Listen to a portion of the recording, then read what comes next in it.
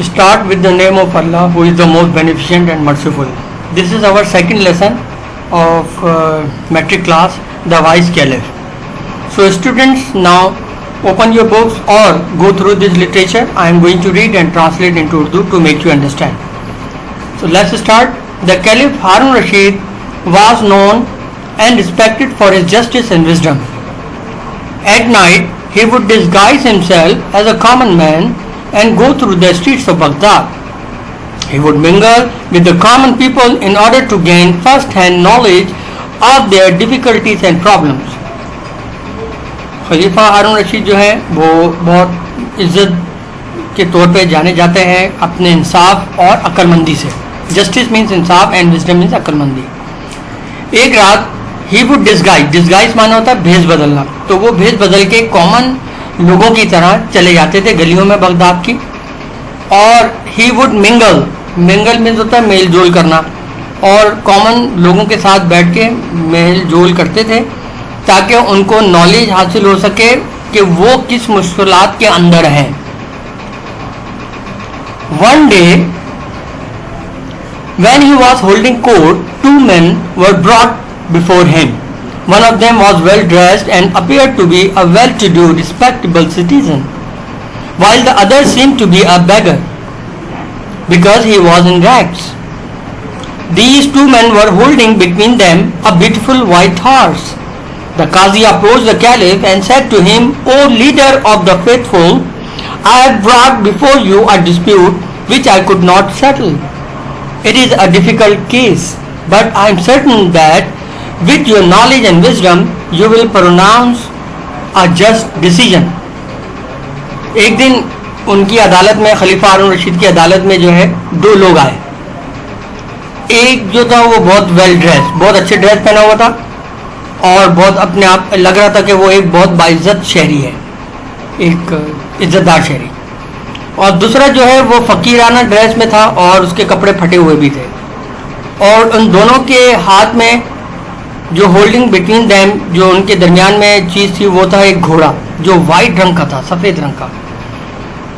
काजी जो कि उस वक्त अदालत करते हैं उनको काजी कहते हैं. तो उनसे ये केस हल नहीं हुआ तो वो खलीफा के पास यानी खलीफा हारून रशीद के पास लेकर आए और कहा कि मेरे वफादार रहनुमा, मैं आपके पास एक केस लेकर आया हूँ. ये एक झगड़ा है. डिस्प्यूट माना होता है झगड़ा, ये लिखा है डिस्प्यूट माने झगड़ा.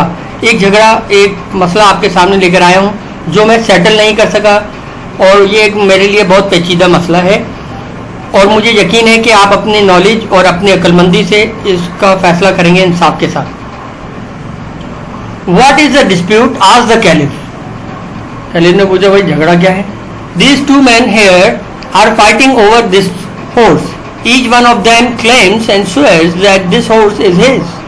Step forward, the Caliph ordered the well-dressed man, and let's hear what you have to say. अच्छा, मसला क्या है? तो उन्होंने बताया कि ये जो दो आदमी हैं ये घोड़े पे लड़ रहे हैं और ये कह रहे हैं कि, और ये दावा करते हैं, क्लेम माना होता है दावा करना, और स्वयं कसम भी खाने के लिए तैयार है कि ये घोड़ा इनका है. तो खलीफा हारून रशीद ने कहा कि आगे बढ़ो. किससे? वो आदमी जो कि वेल ड्रेस पहना हुआ था, और कहा कि जरा इनके सुनते हैं ये क्या कहते हैं. The man said to caliph, वो जो अच्छे ड्रेस पहना हुआ रिस्पेक्टेबल सिटीजन था, उसने कहा कि o leader of faithful, I beg to believe me that whatever I say in your presence shall be the truth. This morning when I was riding to the city, I saw this beggar limping along ahead of me. On hearing the sound of my horse's hoofs, he turned around and mentioned to me to stop. I pulled the reins of my horse. He begged me to give me a ride up to the city gate. He was lame. I felt sorry for him, so I pulled him up behind me on the horse. When he reached the city gate, I stopped and turned around to help him get down. He refused to dismount. I was puzzled and gently told him to get down because we had reached the city gate. He said, "Why should I get down? I gave you a ride and now you want to rob me of my horse." उसने ये case पेश किया कि मैं जो है जब मैं सफ़र करते हुए शहर की तरफ दाखिल होने वाला था, या होने की तैयारी कर रहा था, तो मैंने एक गरीब को देखा, एक फ़कीर को लंगड़ाते हुए। तो मैंने जब ये उसने जो है मेरी ये आवाज़ सुनी घोड़े की, तो वो मुड़ा फ़कीर और उसने मुझसे रुकने का मुतालबा किया। मैंने अपनी घोड़े की लगाम को खींचा और मैंने उससे दरख्वास्त की कि अगर जो है मैं आपको राइड दे देता हूँ सिटी गेट तक, क्योंकि वो एक लंगड़ा था। तो मैं बहुत अफसोस हुआ इस बात पे मुझे भी। तो मैंने क्या किया कि मैंने पुल्ड हिम अप, मैंने उसको अपने घोड़े के पीछे बिठा लिया। जब सिटी गेट पे हम पहुंचे तो मैंने उससे कहा कि भाई, अब पीछे मुड़ के कहा कि अब आप नीचे उतर जाएं, सिटी गेट आ गया। तो उसने इनकार कर दिया उतरने से, डिसमाउंट उतरने से। मैं परेशान हो गया। मैंने फिर उसको प्यार से कहा कि नीचे उतरें, क्योंकि सिटी गेट आ चुका है। लेकिन वो कहने लगा कि मैं क्यों उतरूं, मैंने तुम्हें लिफ्ट दी है और तुम मेरा ये घोड़ा चोरी करना चाहते हो।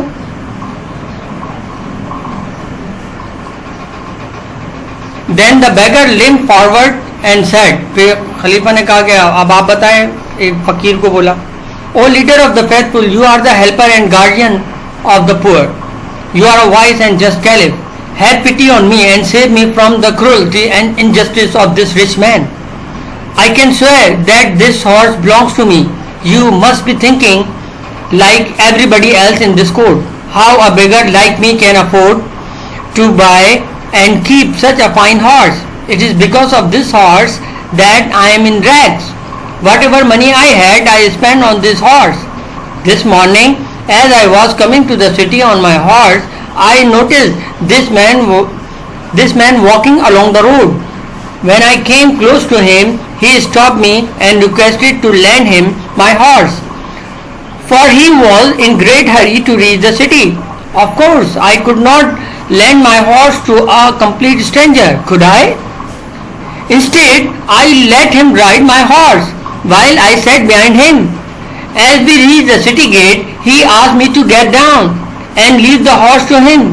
Such a fine horse should not belong to a beggar, he said. Now be off and don't you mention it to anyone. And even if you do, nobody is going to believe you. Now sir, I beg you to save me from this robber and restore to me what is my own. अब इस paragraph में बेगर ने क्या बात कही, उसने कहा कि आप बहुत बड़े हेल्पर हैं, मददगार हैं, रहनुमा हैं, और आपकी अक्लमंदी, यू आर वाइस, आप अक्लमंद हैं और बहुत इंसाफ पसंद खैलिफ हैं, मुझ पर रहम करें, हैव पिटी ऑन मी, और मुझे बचाएं इस जुल्माना रवैये से और नाइंसाफ़ी से जो ये अमीर आदमी मेरे साथ कर रहा है. मैं कसम खा सकता हूँ कि ये घोड़ा मेरा है. आप ये सोच रहे होंगे कि हर, जैसे इस कोर्ट के अंदर हर शख्स ये सोच रहा है कि इतना गरीब आदमी का, इतना फ़कीर आदमी का वो कैसे ये अफोर्ड कर सकता है और ख़रीद सकता है, और इतना अच्छा घोड़ा. इसकी वजह से ही तो, इस घोड़े की वजह से तो मैं आज फटे पुराने कपड़ों में हूँ. जो भी मनी मेरे पास थी, पैसा था, मैंने इस घोड़े पे लगा दिया.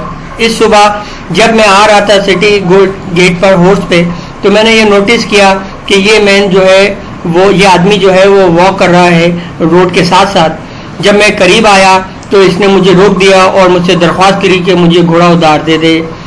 For he was in a great hurry, क्योंकि वो जल्दी में था, क्योंकि उसको शहर पहुंचना था. तो इसने, of course I could not, मैं तो घोड़ा नहीं दे सकता एक मुकम्मल अजनबी को. क्या मैं ऐसा कर सकता हूँ?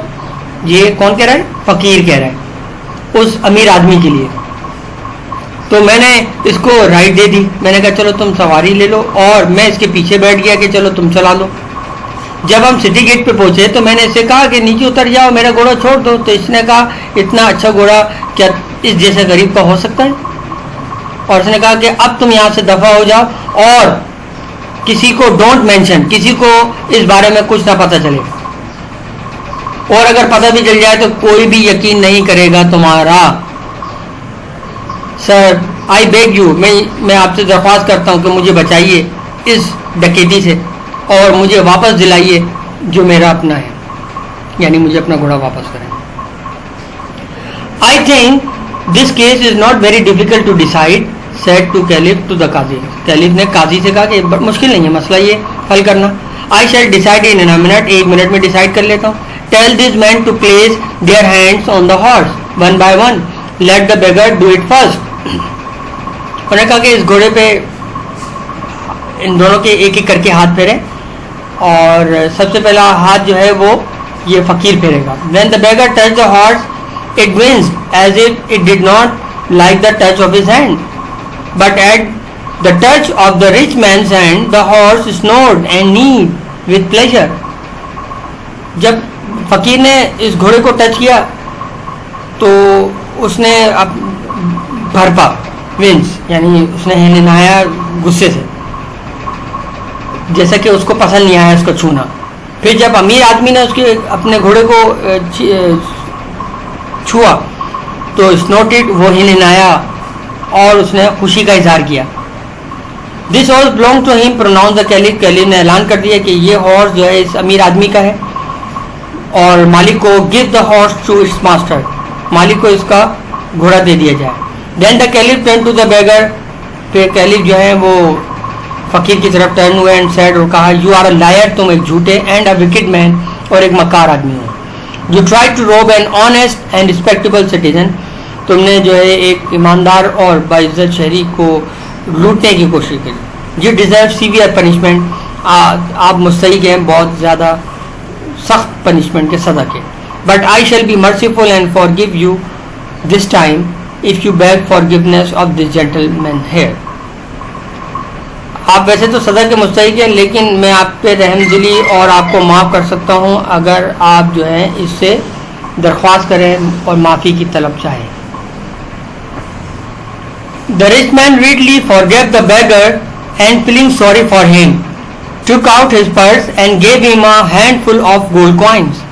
This noble action of the rich man pleased everybody in the court.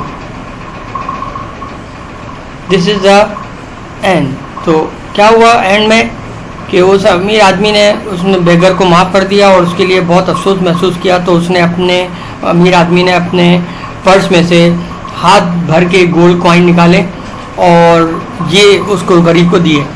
ये मौजूदाना अमल जो है उस अमीर आदमी का ने कोर्ट के लोगों को बहुत खुश किया. Here are some questions, so try to find out the answers and memorize it.